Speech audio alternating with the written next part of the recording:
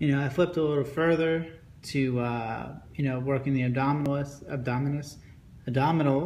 and it has, upper and lower as well, and it, focuses on things like the sit-up and outlines the different muscle groups, shows why it works the quadriceps as well. Shows you, here's a variation with a 4 sit-up, and that's really, really effective.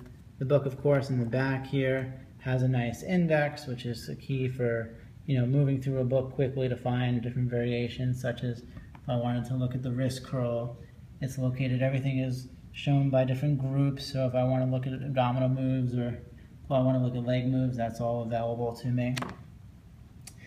To contrast the other books, if you look at Strength Training Anatomy, there's a lot more detail on how the anatomy looks in this book, a lot more focus on the anatomy, which I think is where the title kind of came from.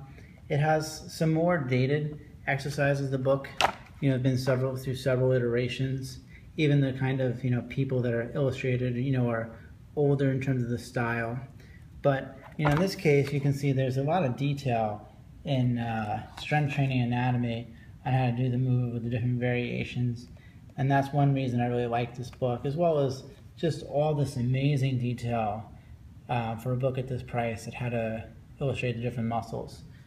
What you'll find in sculpting anatomy for women is they have a bit of a nutrition piece in the beginning, which it goes through. It's probably about 30 pages or so. And then, focus on some women issues like getting rid of cellulite and things like that.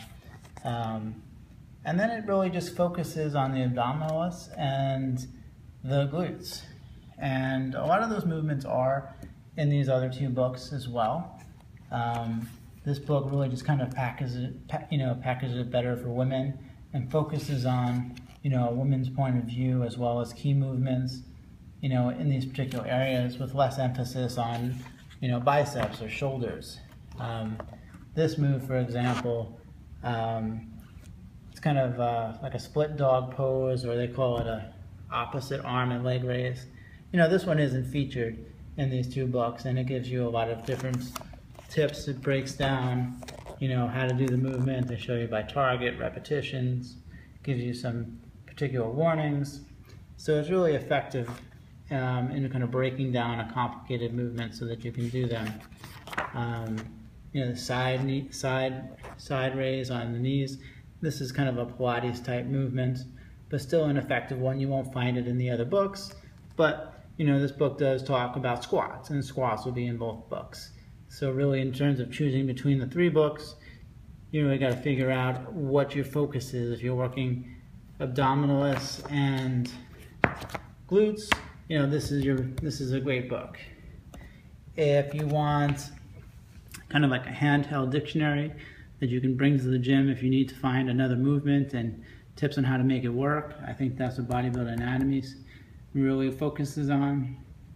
And if you want really the most detail on the different muscles and how they work, as well as some really effective tips on correct form for different techniques, Strength Training Anatomy, I still think is an excellent book.